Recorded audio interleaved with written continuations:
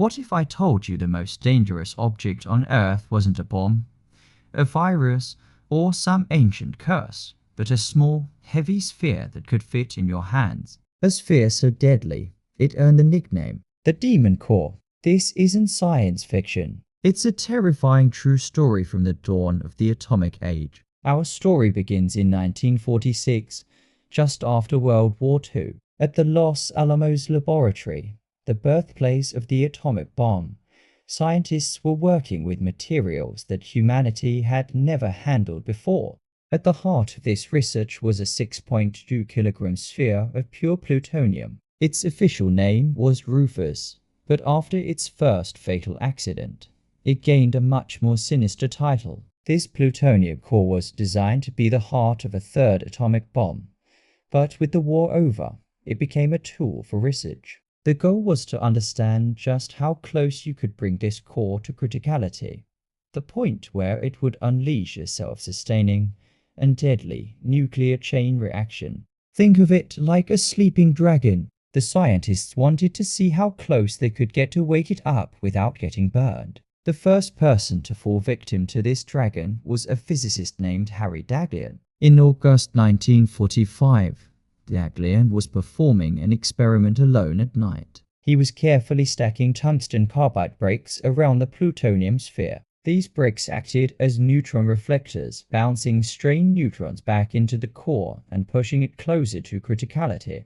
As he was placing the final brick, it slipped from his grasp and fell directly onto the sphere. Instantly, the room was filled with a brilliant blue flash and a wave of heat. The core had gone supercritical. Daghlian, realizing his fatal error, quickly knocked the brick away, but the damage was done. He had received a massive, lethal dose of radiation. He died 25 days later in agonizing pain. The core had claimed its first victim, and the name Demon Core began to be whispered in the halls of Los Alamos. You'd think after such a tragedy, they would stop, but the thirst for knowledge was strong, and the pressure to understand these new atomic forces was immense. Enter our main character, a brilliant, daring, and perhaps reckless Canadian physicist named Louis Slotin. Slotin was an expert on criticality experiments. He was known for his hands-on approach, a kind of scientific cowboy who was respected for his skill and bravery.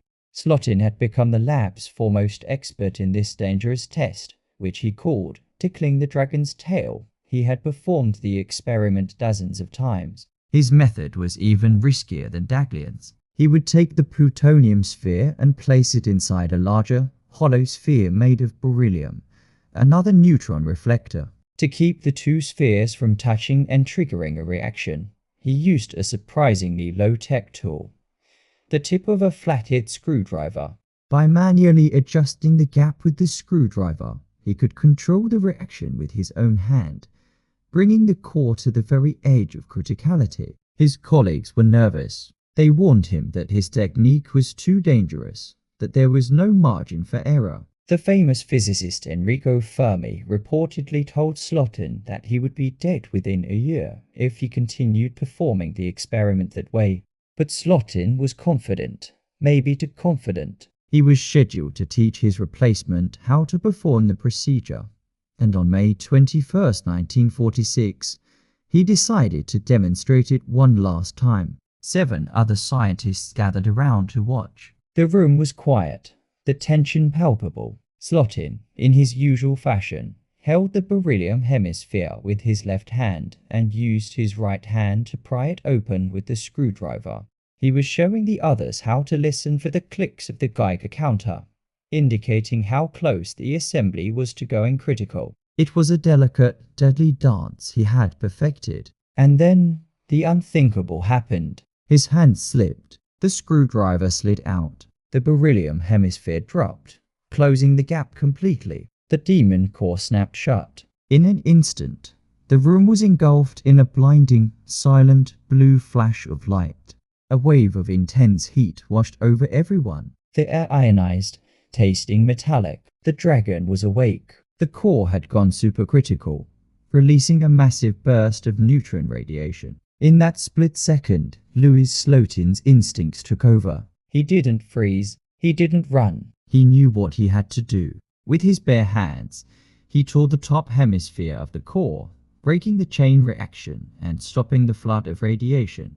He absorbed the deadliest dose, but in doing so, he saved the lives of every other person in that room. The blue glow vanished as quickly as it had appeared. The room was deathly quiet. Slotin stood there, looking at his colleagues. He knew exactly what had just happened. The dose he'd received was catastrophic, far beyond what any human could survive. Calmly, he turned to his friend and fellow physicist, Alvin Graves, who was standing closest to him, and said the chilling words, "Well, that does it."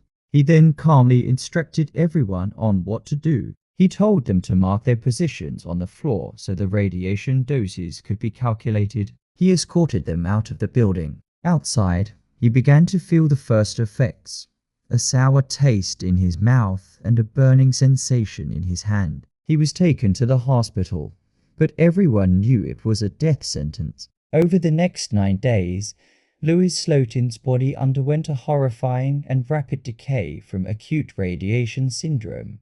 His parents were flown in to be by his side. Despite the immense pain, he remained lucid, helping doctors understand the effects of his exposure. He was a scientist to the very end. 9 days after the accident, Louis Slotin died. He was only 35 years old. The other 7 men in the room survived, though several suffered from long-term health problems.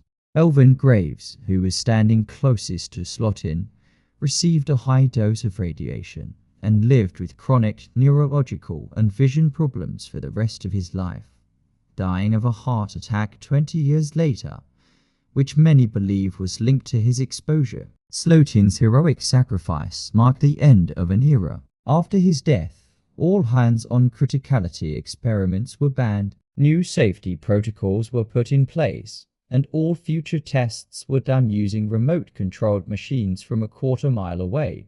No one would ever tickle the dragon's tail by hand again. And what became of the demon core itself? After claiming 2 lives, the sphere was finally used for its intended purpose. It was detonated in the Able nuclear test as part of Operation Crossroads in the Pacific Ocean in July 1946. Its brief, terrifying reign as the most dangerous object on Earth was over, ending in a mushroom cloud. The story of Louis Slotin and the Demon Core is a powerful and sobering reminder of the price of progress.